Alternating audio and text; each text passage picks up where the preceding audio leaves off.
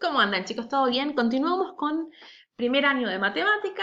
Seguimos trabajando con divisibilidad. Las semanas anteriores estuvimos trabajando con concepto de división exacta, cuándo una división es exacta, cuándo un número es divisible por otro. Trabajamos el concepto de múltiplo y de divisor. Y en esta oportunidad vamos a trabajar con números primos y compuestos. ¿Se acuerdan lo que eran los números primos y compuestos? Para el que no se acuerda, le preparé el siguiente video y vamos a pensar la siguiente actividad. Rodrigo debe guardar caramelos en bolsas de forma que en cada una haya la misma cantidad de golosinas. ¿De qué forma puede guardarlas? Vamos a imaginar, por ejemplo, que yo tengo 12 caramelos, quiero dividirlo en bolsas de la misma cantidad, de forma que no sobre ninguno, ¿sí? Entonces, el número 12. ¿Cómo puedo buscar formas de dividir el número 12 de forma exacta? Otra forma de pensarlo es el 12. ¿En la tabla de qué número aparece? Seguro que aparece en la tabla de 1, porque 1 por 12 es 12. Por lo tanto, también aparece en la tabla del 12, 12 por 1. ¿Aparece en alguna más? En la del 2, 2 por 6. En la del 6, 6 por 2. ¿Cuál más? ¿En la del 3 y en la del 4? Así que estas son todas las posibilidades que tengo para conseguir el número 12 mediante multiplicaciones. 6 por 2 y 2 por 6, 4 por 3 y 3 por 4, 12 por 1, 1 por 12. Por lo tanto, si yo quiero dividir al número 12, 12 caramelos, en bolsas de la misma cantidad, podría ser 2 bolsas de 6 o 6 bolsas de 2, 3 bolsas de 4 o 4 bolsas con 3 caramelos, o una bolsa con todos los caramelos con los 12, o 12 bolsitas en donde cada una haya un solo caramelo. ¿Están de acuerdo? ¿Qué pasa con el 14? ¿De qué forma puedo yo hacer divisiones exactas con el número 14? U otra forma de pensarlo es en qué tablas aparece el número 14. ¿Aparece en la tabla del 1? En la tabla del 14, obviamente. ¿En alguna más? ¿En la del 2 y en la del 7?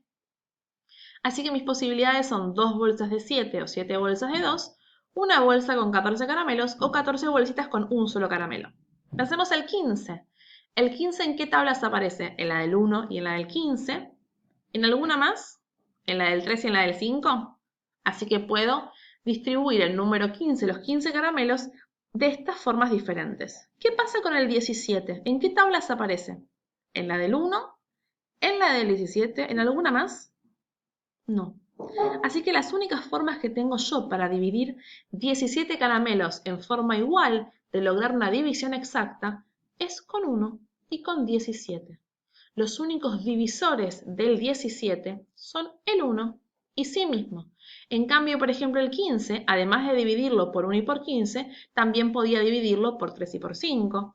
El 12, además de dividir por 1 y por 12, podía dividir por 3, por 4, por 2, por 6. Y en todos los casos, mis divisiones iban a ser exactas.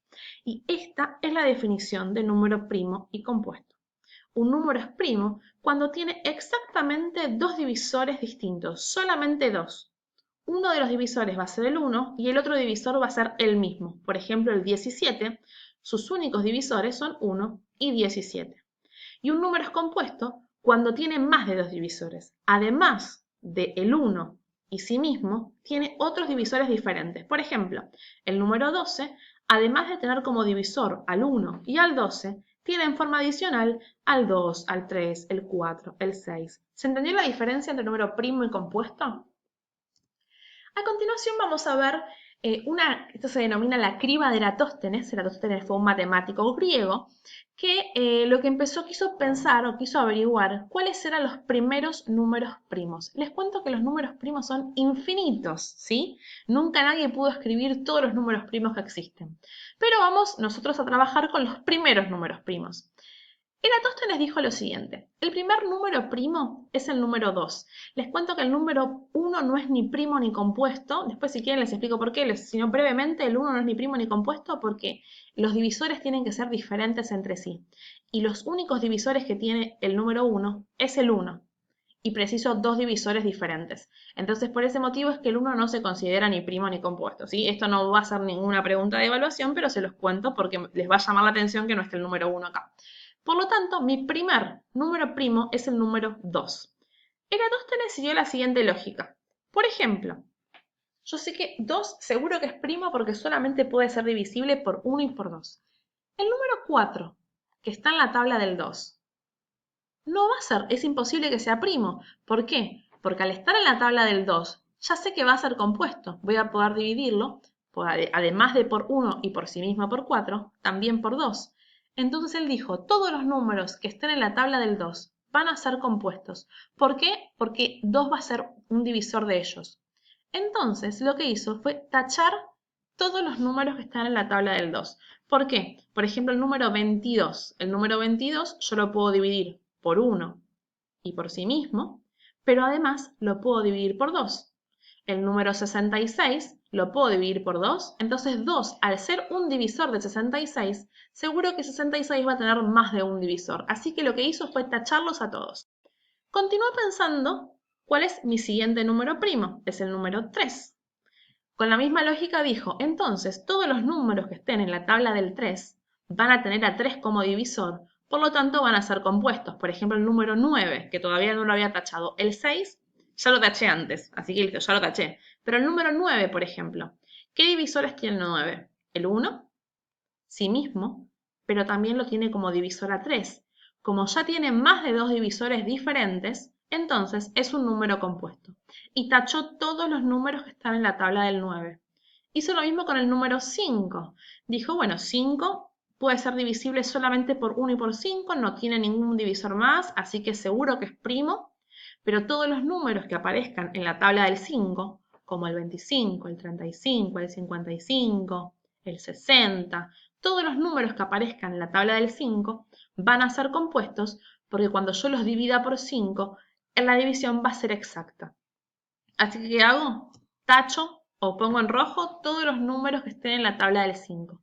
Y así siguió trabajando con todos los números que le seguían apareciendo. Con el 7 hizo lo mismo, tachó todos los números que estaban en la tabla del 7, después con el 11, con el 13, hasta que le quedó lo siguiente. Todos los números que le quedaron en verde son números primos, porque solamente pueden ser divididos por 1 y por sí mismos. Por ejemplo, el 73, el 83, todos los que aparecen en verde son números primos y todos los que aparecen en rojo son números compuestos. ¿Sí?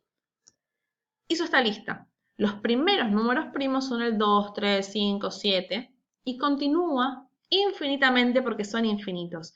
Mi consejo, yo no les voy a pedir que se estudien de memoria todos estos números, ni loca, no es la idea que estudien nunca de memoria, pero sí tengan en cuenta, sobre todo, cuáles son los primeros números primos. Vamos a trabajar mucho con estos primeros, ¿sí?